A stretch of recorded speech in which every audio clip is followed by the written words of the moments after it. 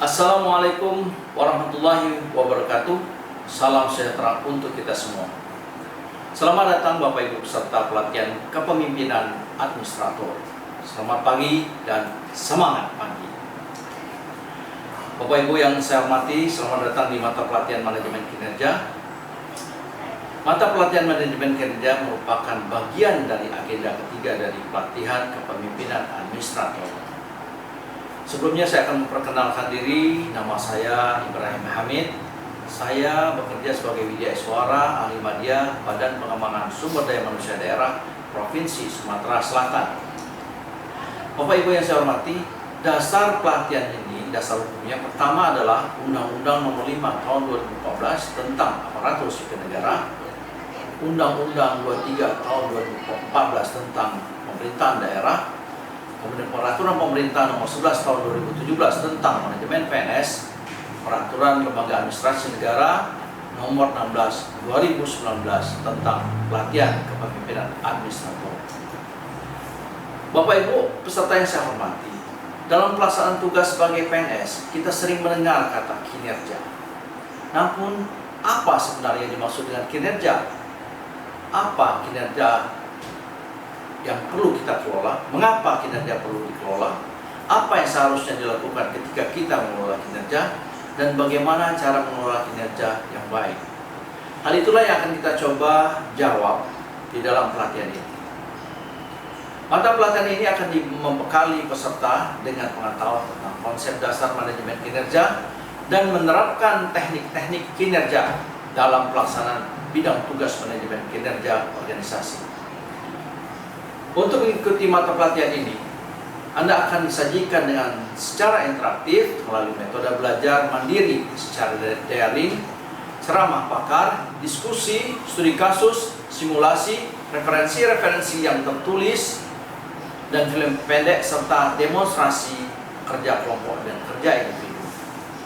Namun keberhasilan peserta dinilai dari kemampuan peserta dalam mempraktekkan manajemen kinerja. Mata pelatihan manajemen kinerja ini terdiri atas 4 materi pokok.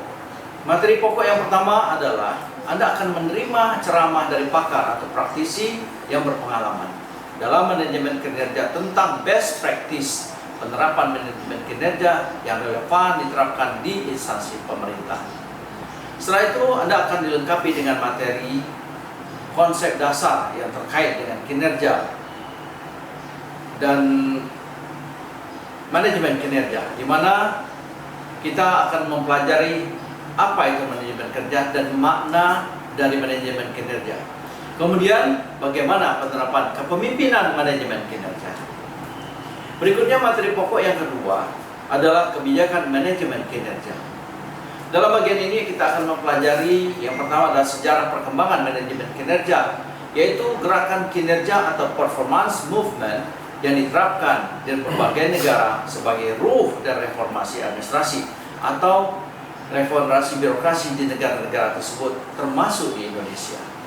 Yang kedua adalah saudara akan dilengkapi dengan perkembangan kebijakan manajemen kinerja di Indonesia, dimulai dari era reformasi, yaitu dari Impres tahun 1999 tentang akuntabilitas kinerja pemerintah, dilanjutkan dengan serangkaian undang-undang keuangan negara, undang-undang perbendaharaan negara, dan undang-undang sistem perencanaan pembangunan nasional.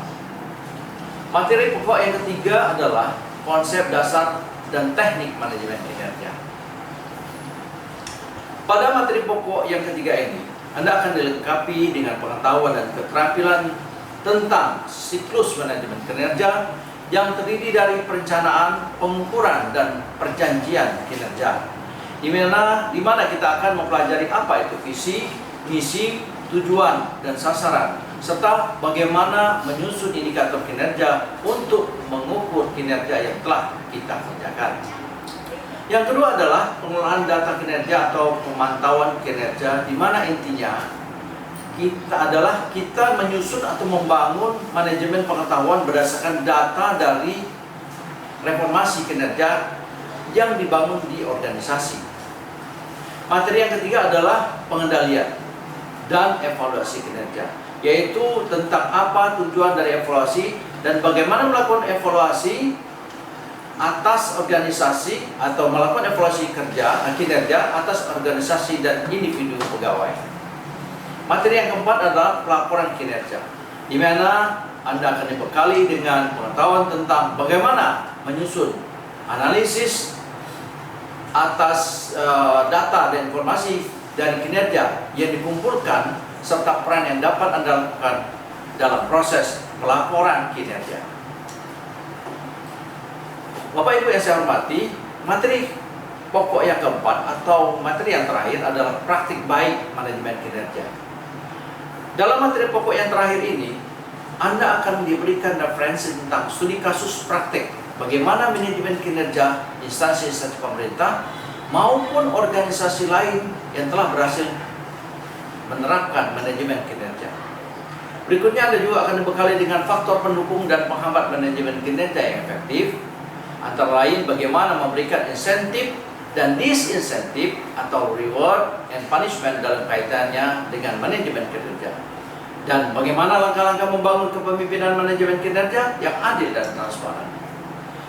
Demikianlah Bapak Ibu materi manajemen kinerja yang saya sampaikan.